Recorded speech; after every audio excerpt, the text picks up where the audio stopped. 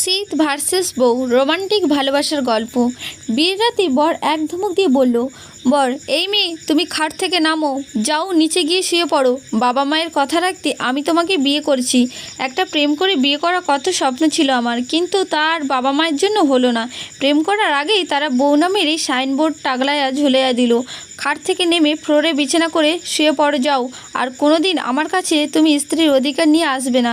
কথাগুলো শুনেই ইয়াহু বলে এক চিৎকার দিয়ে তাকে জড়িয়ে ধরে বললাম, okay okay, thank you so much, please চলুন আমার সাথে। বর আমার দিকে অবাক দৃষ্টিতে চেয়ে আছে। আমি, কই চলুন না। বর, কই যাব আমি? আরে আমাকে আমার বয়ফ্রেন্ডের কাছে দিয়ে আসুন প্লিজ, চলুন চলুন। আমার বর ইয়া বড় বড় হাঁ করে আমার দিকে তাকিয়ে আছে। আমি, এই যে হাঁ করে কে দেখছেন? আমি জানি আমি অনেক সুন্দর, তাই বলে এইভাবে হাঁ করে দেখতে হবে? আমার বিয়েপো আমার দিকে এইভাবে হাঁ করে তাকিয়ে থাকতো।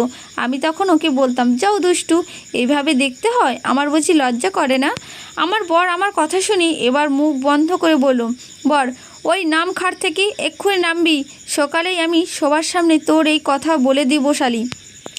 তুই শব্দটার প্রতি ছোট্টবেলা থেকে আমার রাগ।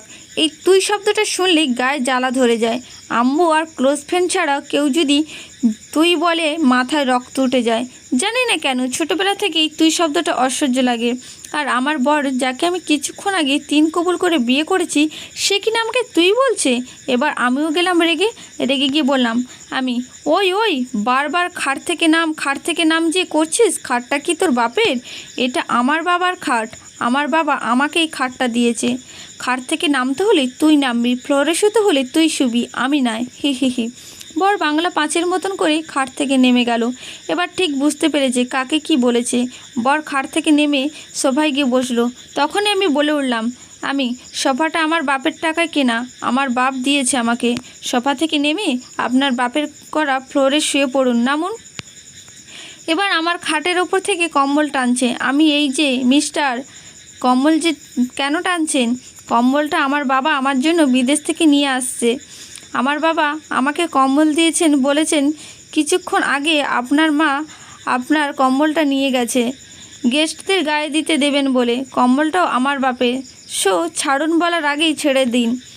এবার আমার বর যা করলো তা দেখে আমি আর আমার চোখে বিশ্বাস করতে পারছিলাম না বর। বউয়ের ঠোঁটে চেপে ধরে ইচ্ছে মতো রসমালাই খেয়ে বউকে আদর গলায় বললাম, শোনো বউ, তুমি আমার লক্ষ্মী বউ, জাদু বউ, জানু বউ, সোনা বউ, প্রাণ পাখি বউ। তুমি না আমার বউ? তুমি আমার বউ মানে তোমার বাপ আমার শ্বশুর বাবা। আমার শ্বশুর বাবার টাকায় কেনা খাট যদি তোমার হয়, তাহলে সে খাট আমারও হয়, যেহেতু তিনি এখন আমার বাবা হন। আর তার কম্বলও তাহলে তোমার আর আমার, ঠিক বলছি না বলো? চলো না দুজনে মিলে শুয়ে পড়ি, বিশ্বকাপ খেলা শুরু করতে হবে না বলো? আমি, বুঝলাম না হঠাৎ চুপসে গেল কেন? সিংহ থেকে বিড়াল হয়ে গেল, হি হি হি।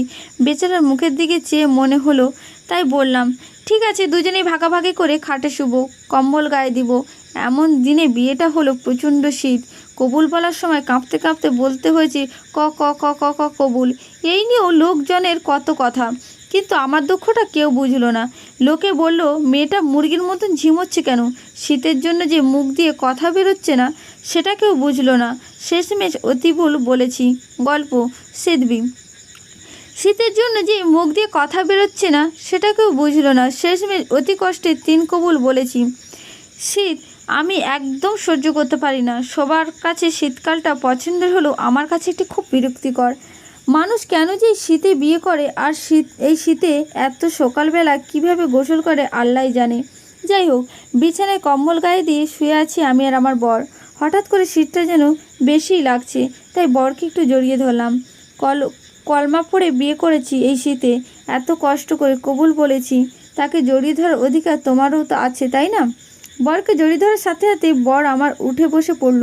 ছেলে, তোমার না বিয়ে আছে, আমাকে কেন ছুঁইলা? মেয়ে, বিয়ে? কিসের বিয়ে? ছেলে, তুমি না বললে আমাকে আমার বিয়ের কাছে নিয়ে দিয়ে আসুন?